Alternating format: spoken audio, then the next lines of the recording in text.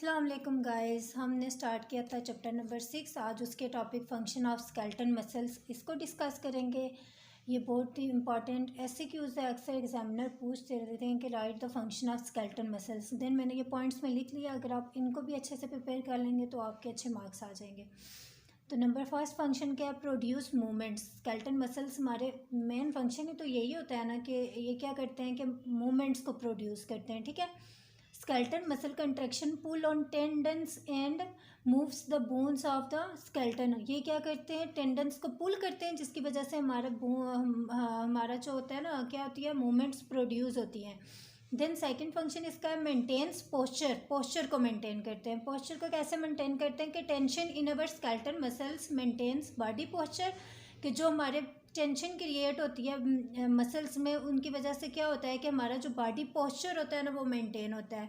For example holding your head up and standing. जैसे हम stand होते हैं, सीट होते हैं, इस तरह अपनी डिफरेंट एक्टिविटीज़ करते हैं बॉडी में, तो वो क्या होता है, किसकी वजह से होती है? हमारे मसल्स की वजह से होती है। देन थर्ड फंक्शन है जनरेट हीट। हीट की जनरेट करना generate heat as they contract, important in maintaining normal body temperatures. उसके साथ ही ये क्या करते हैं कि हमारे नॉर्मल बॉडी टेम्परेचर्स को भी क्या करते हैं? मेंटेन करते हैं।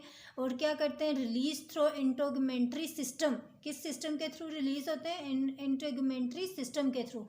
देन आगे फंक्शन है स्टेबलाइज जॉइंट्स। जो हमारी बोन्स होती हैं वो आपस में क्या बनाती हैं? आर्टिकुलेट होकर जॉइंट्स बनाती हैं, और उनके साथ ही क्या होते हैं? मसल्स की अटैचमेंट्स होती है।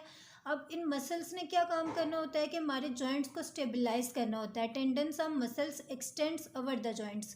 देन लास्ट फंक्शन इसका जो है वो क्या है? Support soft tissues. जो हमारे सॉफ्ट टिश्यूज़ होते हैं ना, उनको क्या करती हैं? या स्पोर्ट्स करती हैं। जैसे टेंडन्स, लिगामेंट्स, ये क्या होते हैं? सॉफ्ट टिश्यूज़ होते हैं। ठीक है। बैंड लाइक स्ट्रक्चर्स होती हैं, तो इनको भी इसने क्या करना होता है? सपोर्ट करना होता है with the muscles of abdominal wall and the pelvic flow. ठीक है। इनके साथ मिलके ये क्या करती है? सपोर्ट करती है सॉफ्ट टिश्यूज़ को। नेक्स्ट हम नेट टॉर्क को देख लेते हैं। नेट टॉर्क क्या होता है कि net torque at a joint is the vector sum of the muscle torque and the resistive torque. ठीक है। ये सम ऑफ द मसल टॉर्क और रेजिस्टिव टॉर्क में क्या होता है? ये होता है नेट टॉर्क होता है। आगे recruitment of motor unit. Motor unit के बारे में तो हमने पढ़ा था ना, कि वो क्या होता है कि कलेक्टिवली क्या होता है? मसल्स को कंट्रैक्ट और रिलैक्स करवाता है। इसमें क्या होता है? स्लो ट्विच मोटर यूनिट होता है, जो क्या करता है? प्रोड्यूस करता है टेंशन को। टेंशन प्रोड्यूस करेगा, देन क्या करेगा? उसमें मूवमेंट स्लो और फास्ट होती रहेंगी। ठीक है। नेक्स्ट है change in muscle length with tension development. अब मसल्स में चेंज होती है। ठीक है। या तो वो शॉर्टन होंगे या लेंथन होंगे, तो इसी को हम पढ़ेंगे कि मसल्स की लेंथ किस तरह चेंज होती है। कॉन्सेंट्रिक मसल्स होते हैं, आइसोमेट्रिक। कॉन्सेंट्रिक क्या होता है? जिसमें मसल्स की लेंथ क्या होता है? शॉर्टनिंग ऑफ मसल्स हो जाते हैं। इसी तरह आइसोमेट्रिक क्या होता है? जिसमें क्या होता है? हमारे मसल्स की लेंथ चेंज नहीं होती। ठीक है। Contraction involving no change in muscle length. और ईसेंट्रिक में क्या होता है? Contraction involving lengthening of the muscles. इसमें क्या हो जाती है? मसल्स की लेंथनिंग हो जाती है। नेक्स्ट है रोल एज्यूम्ड बाय मसल्स। अब मसल्स ने क्या रोल परफॉर्म करना होता है। ठीक है। अब हमने कुछ टर्म्स है वो पढ़नी है। इंटागोनिस्ट, एगोनिस्ट, इंटागोनिस्ट, स्टेबिलाइजर और न्यूट्रलाइजर। ये फंक्शन ये परफॉर्म करती हैं। एगोनिस्ट का मतलब क्या होता है? प्राइम मूवर, जिन्होंने मूवमेंट को इनिशिएट करवाना होता है। कुछ मसल्स हमारे बॉडी में क्या किस तरह एक्ट करते हैं? एगोनिस्ट एक्ट करते हैं। ठीक है। उनने क्या करवाना होता है? मूवमेंट को क्या करवाना होता है? इनिशिएट करवाना होता है या प्रोड्यूस करवाना होता है। Role played by the muscles acting to cause a movements, वो क्या है? एगोनिस्ट है। इंटागोनिस्ट क्या होते हैं? जिनने क्या करना होता है? मूवमेंट को स्लो करना होता है या स्टॉप करवाना होता है, वो क्या होते हैं? इंटागोनिस्ट होते हैं। जो क्या काम, जो रिजिस्ट करते हैं मूवमेंट को। देन स्टेबलाइजर, नाम से ही पता चल रहा है स्टेबलाइज करेंगे। जो मूवमेंट परफॉर्म कर रहे होंगे ना, उनमें क्या होता है? जॉइंट्स को क्या करना होता है? उन्हें स्टेबलाइज करना होता है। Role played by the muscles acting to stabilize the body part against some other forces. Then neutralizer होते हैं, जो क्या कर रहे होते हैं? Role played by the muscles acting to eliminate an unwanted action produce by an agonist. ठीक है।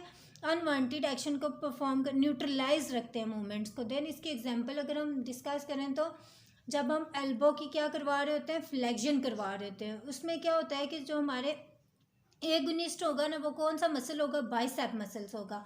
देन इसमें जो इंटागोनिस्ट मसल होगा वो ट्राइसेप मसल होगा। देखो बाइसेप मसल्स क्या करवा रहा है, फ्लेक्स करवा रहा है। देन जो ट्राइसेप मसल्स है उसको रेजिस्ट करवा रहा है, ठीक है, मूवमेंट को स्टॉप करवा रहा है। वो क्या है, एंटागोनिस्ट है और स्टेबलाइजर में आ जाएगा। ब्रेकियालिस मसल्स और दूसरे जो मसल्स होंगे वो आ जाएंगे, और इसी तरह वो न्यूट्रलाइजर मसल भी उसके अगेंस्ट जो मसल्स हैं वो होंगे, ठीक है। देन ये था क्या, roles assumed by muscles. Next हम डिस्कस करते हैं two joint and multi joint muscles. इसका क्या मतलब है कि ऐसे मसल्स जो क्या करते हैं, मोर देन वन जॉइंट्स को क्रॉस कर रहे होते हैं, ठीक है। क्रॉस टू और मोर जॉइंट्स, उनको हम क्या कहते हैं, मल्टी जॉइंट या टू जॉइंट मसल्स। इसमें एग्जांपल कौन सी हैं, बाइसेप ब्रेकियाई है, long head of tricep brachii और हैमस्ट्रिंग मसल्स है, रेक्टस फेमोरस मसल्स है, और number of muscles crossing the wrist and all fingers joint, ठीक है।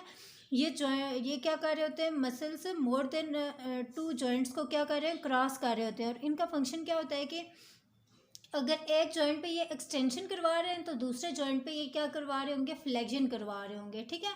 इसमें क्या होता है कि जो टू जॉइंट मसल्स होते हैं ना, वो एक्टिव पहले हमें एक कंसेप्ट डिस्कस करना है, एक्टिव इनसफिशेंसी और पैसिव इनसफिशेंसी। ये क्या होता है, इनको पढ़ लेते हैं। ये इंपॉर्टेंट है, इसमें ये पेपर्स में अक्सर इनका डिफरेंस पूछ लेते हैं। एक्टिव इनसफिशिएंसी क्या है, condition occurring when a two joint muscles can not shorten enough to cause a full range of motion at both joint it crosses at a same times। Active insufficiency में क्या होता है कि जो muscles to joint muscles होते हैं ना, वो इतने ज़्यादा शॉर्ट नहीं हो रहे, ठीक है, जिससे वो क्या कर रहे हैं कि फुल रेंज ऑफ मोशन नहीं करवा सक रहे। इस तरह पैसिव इनसफिशिएंसी में क्या होते हैं कि उसमें शॉर्टन नहीं हो रहे, और इसमें क्या नहीं, स्ट्रेच या लेंथन नहीं हो रहे। Inability of the two joint muscles to stretch enough to allow full range of motion. Active insufficiency में क्या, मसल्स इतने उनमें कंसेंट्रिक मूवमेंट नहीं हो रही, ठीक है, शॉर्टन नहीं हो रही। जबकि पैसिव इनसफिशिएंसी में क्या है, मसल स्ट्रेच नहीं हो रही, जिसकी वजह से फुल रेंज ऑफ मोशन नहीं परफॉर्म हो रही। इस तरह बता रहा है कि two joint muscles can fail to produce force when slack. Active insufficiency में क्या होता है कि वो मूवमेंट्स को परफॉर्म नहीं कर सकते, ठीक है, उसमें फोर्स को वो प्रोड्यूस नहीं कर सकते। And can restrict range of motion when fully stretch. तो फिर क्या करता है कि जब फुली स्ट्रेच होगा उस वक्त भी क्या होगा, मूवमेंट को क्या कर रहे होंगे, रिस्ट्रिक्ट कर रहे होंगे, ठीक है, स्टॉप कर रहे होंगे, मूवमेंट को रेजिस्ट कर रहे होंगे। Thank you.